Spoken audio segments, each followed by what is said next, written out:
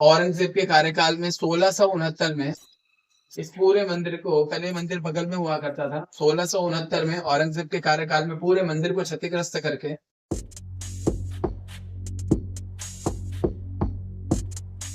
पंचगंगा घाट Varanasi river front का सबसे खूबसूरत टुकड़ा जिसका निर्माण अकबर के मंत्री टोडरमल ने वर्ष 1580 में किया था। इस घाट पर खड़ी सीढ़ियां हैं जो ऊपर बिंदु माधव मंदिर तक जाती हैं। बिंदु माधव मंदिर जो कभी तीर्थ यात्रा का प्रमुख केंद्र था, मूल मंदिर को वर्ष 1669 में औरंगजेब द्वारा ध्वस्त कर दिया गया था। भारत के और अन्य मंदिरों की तरह बर्बर मुगल शासक औरंगजेब ने मंदिर के ध्वस्त स्तंभों और अन्य अन्य जो मलबे हैं उनका उपयोग करके इसके ऊपर आलमगीर मस्जिद का निर्माण करा दिया। बाद में 1672 में छत्रपति शिवाजी महाराज ने वर्तमान मंदिर का पुनर्निर्माण किया और मंदिर में भगवान बिंदु माधव की मूर्ति को फिर से स्थापित किया।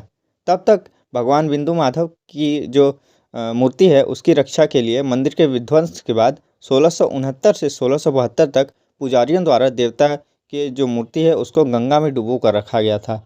मंदिर में यहाँ भगवान विष्णु की एक काले रंग की संगमरमर की मूर्ति, भगवान गणेश, भगवान शिव, भगवान नंदी की मूर्तियाँ हैं और इसके साथ ही 70 से अधिक शिवलिंग हैं।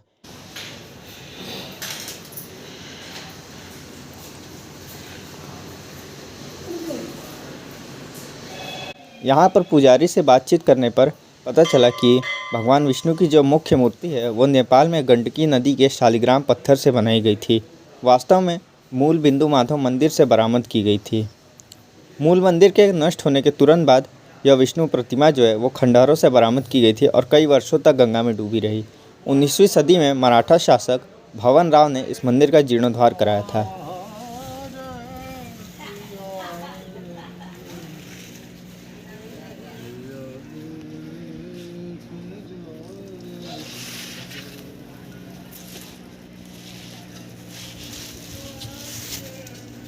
औरंगजेब के समकालीन साकी मुस्तैद खां ने मासीर ए आलमगीरी में लिखा है कि 17 जिलकदा हिजरी 1079 यानी कि 18 अप्रैल 1669 के दिन औरंगजेब के आदेश के क्रम में काशी में तमाम मंदिरों को ध्वस्त कर दिया गया था।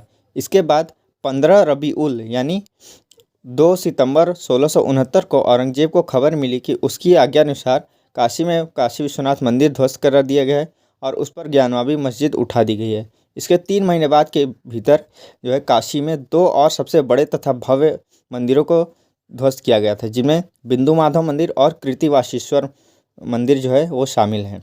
बिंदु माधव मंदिर पर धरहरा की आलमगीर मस्जिद आज भी कायम है।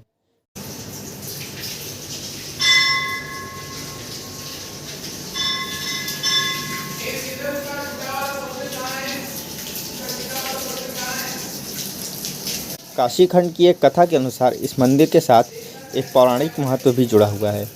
अग्निबिंदु नाम के एक ऋषि पंचगंगा घाट पर तपस्या कर रहे थे। भगवान विष्णु तपस्या कर रहे ऋषि की इच्छा पूरी की थी और ऋषि ने भगवान विष्णु से अनुरोध किया था कि मोक्ष प्राप्ति के लिए वह काशी में ही वास करें। इच्छा पूर्ति के लिए भगवान विष्णु को काशी में जो है इस स्थान पर स्थापित होना पड़ा।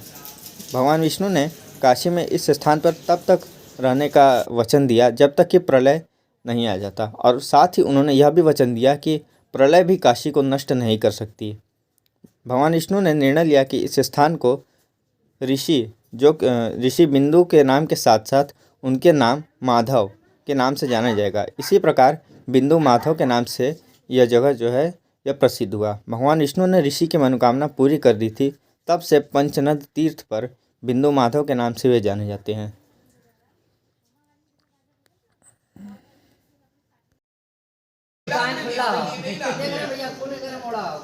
थोड़ा सा अरे लो हाथ चल रहा है मेरा तो देवेश लो प्रसाद पाओ तो तुम्हारा ब्याह हो जाएगा जल्दी आओ। इसमें से आधा निकल जाएगा तो नौटंकी करा तो देवेश को देंगे शादी का नाम दिया। देखो देवेश एक बार में जाएगा। प्रणाम गुरुजी, अपना नाम बताएं। मैं दीपक शास्त्री। ये भगवान बिंदु माधव हैं जिनके अलौकिक दर्शन आपको प्राप्त हो रहे हैं। ये इधर में शंख चक्र गदा पद्म है, नीचे माता लक्ष्मी है। ये लक्ष्मी नरसिंह का शालिग्राम है जो कि आज से अनादिकाल पूर्व अग्निबिंदु महर्षि ने गंडकी नदी मुक्तिनाथ नेपाल में भगवान विष्णु की तपस्या आराधना करके ये मूल विग्रह लक्ष्मी नरसिम्हा शालिग्राम को गंडकी नदी मुक्तिनाथ नेपाल से प्राप्त करके यहाँ आनंदवन में प्रतिष्ठापन किया। इसीलिए अग्नि बिंदु का बिंदु और विष्णु का नाम माधव, इनको बिंदु माधव के नाम से जानते हैं। नीचे में जो गंगा के दर्शन हुए उनको पंचगंगा कहते हैं। गंगा, यमुना, सरस्वती, किरणा। ये गंगा, यमुना, सरस्वती आपका प्रयागराज से काशी में आया, किरणा, धूत पापा नीचे मिला, इसीलिए इनको पंचनद तीर्थ पंचगंगा घाट के नाम से जानते हैं। वो इधर का स्थल है।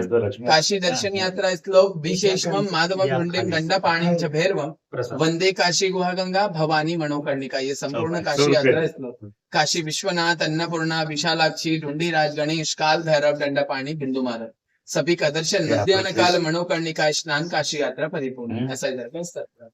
ये आज से अनादिकाल पूर्व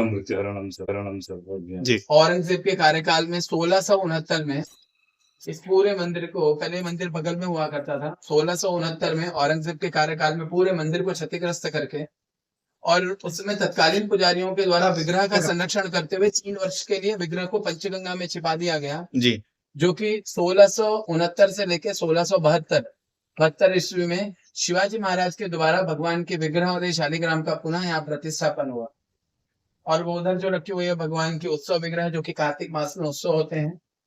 ये यहाँ पर सुबह 4 बजे मंगला, 4:15 बजे मक्खन आरती और भगवान की 5 बजे श्रीखंड और मलाई आरती। क्या वर्तमान में इस मंदिर को पुनः अपनी जगह पर स्थापित करने के लिए सरकार द्वारा कोई प्रयास किए जा रहे हैं या आम लोगों द्वारा? नहीं, गवर्नमेंट का तो फिलहाल अभी ऐसा कोई सपोर्ट नहीं है, क्योंकि वो जो संपत्ति है जो कि अभी मस्जिद जिसको वो बताते हैं वो ऑर्गेनाइजर डिपार्टमेंट के अंडर में है जी। तो इसके लिए अभी सिर्फ और सिर्फ उस पे इवन केस है और जो भी प्रोसेस है वो चल रहा है, बाकी ऐसा कुछ नहीं है। इवन ऑर्गेनाइजर डिपार्टमेंट के अंडर में है तो वो सिर्फ एज ए गवर्नमेंट का उस पर अधिकार है। तो सिर्फ अगर इवन रिक्वेस्ट जिसको कहें तो इतनी ही है कि इवन सिर्फ नमाज बंद हो जाए, बाकी और कोई इश्यूज नहीं है हम लोग के साथ, ताकि बगल में है, हमें कोई प्रॉब्लम नहीं है। बहुत बहुत धन्यवाद। जो पंखा बंद कर दिया मेरा भी ना, कैसे चला रहा है?